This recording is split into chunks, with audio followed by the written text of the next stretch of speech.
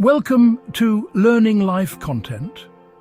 Please like, share, comment and subscribe. Your support helps us grow and motivates us to bring you more fascinating and enriching stories. The year is 1211. A vast army of horsemen pours out from the Mongolian steppe. They are a storm of dust and steel. Their leader, Genghis Khan, is a man forged by hardship and driven by a vision. Their target is the powerful Jin dynasty of northern China. The Mongols are relentless, masters of the open field. They win battle after battle. By 1234, the Jin dynasty is a memory. Its cities sacked, its armies scattered. Yet, the great prize of China is only half won. To the south, the mighty Song dynasty still stands. Rivers, mountains, sprawling cities. The logical next step seems clear. Finish the job, conquer the rest of China. But the Mongols do not do this. Not right away. Instead, a great host turns its horses west. They ride across the vast plains of Central Asia. They charge into the Kievan Ruses, Poland, Hungary. This decision has puzzled historians for centuries. It seems to defy military logic. Why leave the prize half taken? Why divert the best armies to a distant continent? The answer is not neglect or distraction. The Mongols were not chasing random loot. Their move west was a calculated part of a much larger strategy, a more patient strategy, a more brilliant strategy. To understand, we must see the world through their eyes. Look at a map. Mongolia, the heartland, a vast sea of grass. To its east and south lies China, a civilization ancient and immense. To the west, Khwarezmian Empire, Persia, the principalities of the Ruses, fragmented realms of Eastern Europe. The Mongols were masters of movement. Distance was not an obstacle, it was an opportunity. They could strike where they chose. They could choose the easiest targets first. The question wasn't just where to fight, but where to learn. What they needed to conquer the Song, they would find in the West. The Westward campaign was no detour. It was a necessary step in a grand design. Everything they did was aimed at conquering China. The wealth, the knowledge, the experience gained in Europe and the Middle East were the tools to break the Song's defences. It was a strategic masterstroke to gather strength before the hardest war. The real reason the Mongols hit Europe first. They knew conquering China would be the hardest war of all. They were getting ready. The Mongol army was unlike anything the world had ever seen. It was not just an army, it was a nation on the move. Their strength did not come from giant castles or massive infantry formations. It came from the horse. Every Mongol warrior was a superb horseman, trained from childhood to shoot a powerful composite bow from the saddle. They could cover 100 miles in a day and live off the land, sustained by the herds that followed them. The Mongols' greatest weapon was their incredible mobility. They could appear unexpectedly, strike with shocking speed, and vanish. Their leadership was just as revolutionary. Genghis Khan unified the tribes and promoted generals like Subutai based on skill, not birth. Their signature tactic was the feigned retreat. Horse archers would lure enemies into a trap where hidden reserves would surround and annihilate them. It was a devastating psychological weapon. China was the ultimate prize, the wealthiest and most advanced civilization the Mongols had encountered.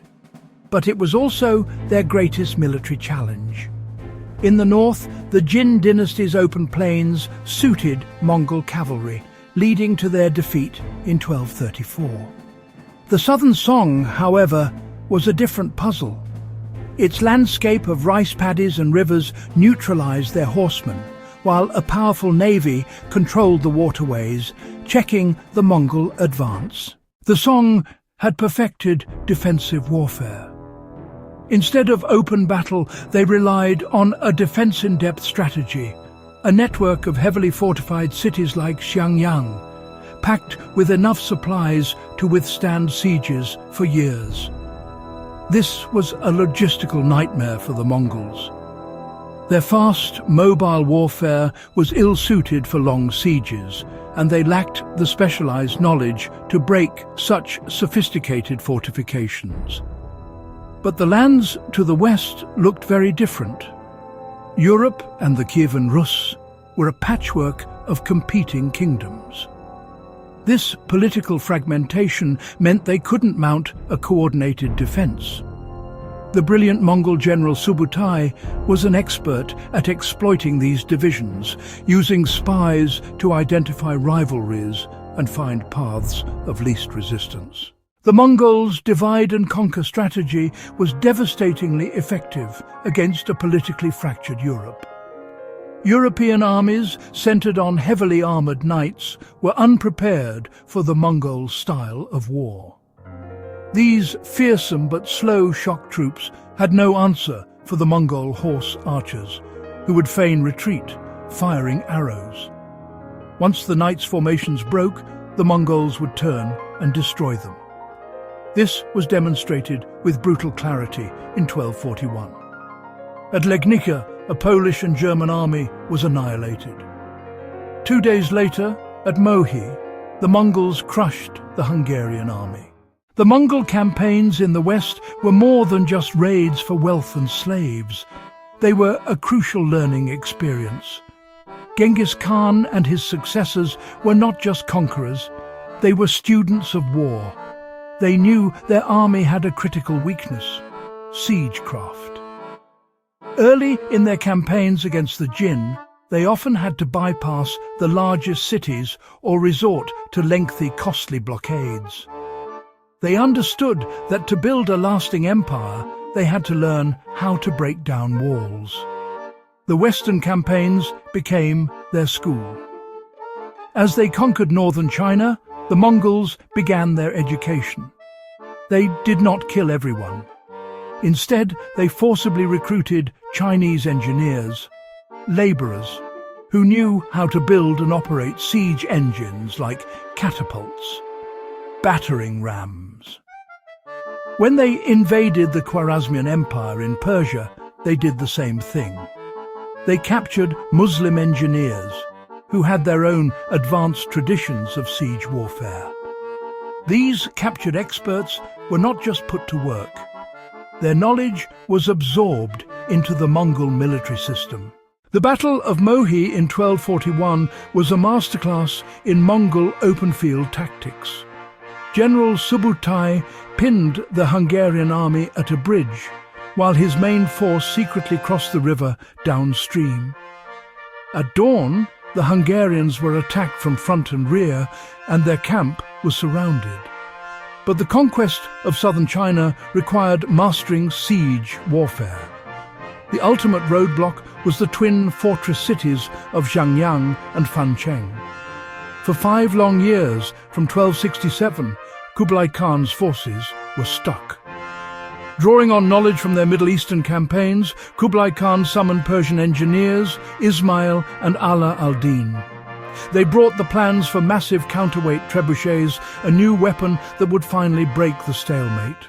These were not the simple catapults the Chinese knew.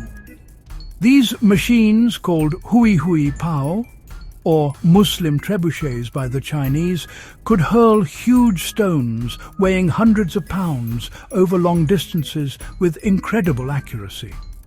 The effect was immediate and devastating. The new trebuchets were set up near Fancheng. Their giant projectiles smashed into the city's towers and walls, shattering stone and terrifying the defenders. The noise was said to be like thunder. After a short, intense bombardment, Fancheng fell. The Mongols then moved the machines to target Xiangyang. They bombarded the city relentlessly, breaking its bridges and defensive structures. The psychological impact was immense.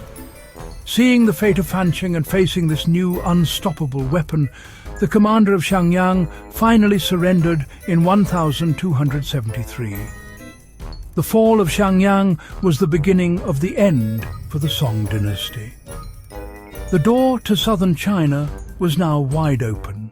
The fall of Xiangyang in 1273, made possible by technology acquired in the West, reveals the true reason the Mongols campaigned in Europe.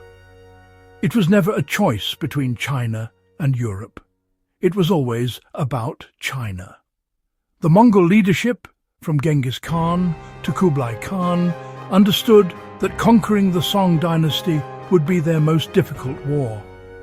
It would require immense resources, unwavering patience, mastery of siegecraft they did not initially possess. The campaigns in Persia, Russia, Eastern Europe were the solution to this problem. They were a strategic investment in the future conquest of China. Think of it as a grand strategy played out over decades and across continents. Phase 1. Secure their northern flank. Phase 1. Begin their education by conquering the Jin dynasty. Phase 2. The westward expansion under Batu and Subutai. This was not a distraction. It was a mission to acquire what they needed. From Europe and the Rus, wealth. From Europe and the Rus, horses. From Europe and the Rus, battlefield experience for young commanders. From Persia and the Middle East, engineering knowledge. From Persia and the Middle East, gunpowder technology. The Western campaigns transformed Kublai Khan's army into a sophisticated, multinational military machine. With the world's best engineers, they could now systematically dismantle the most formidable fortresses. The 6-year siege of Xiangyang was a demonstration of this newfound power, proving they could win a war of attrition. This was a clear global strategy. Hit softer targets first to build the strength needed to conquer their ultimate prize, China. Thank you for watching Learning Life content. Please like, share, comment, and subscribe. Your support helps us grow and motivates us to bring you more fascinating and enriching stories.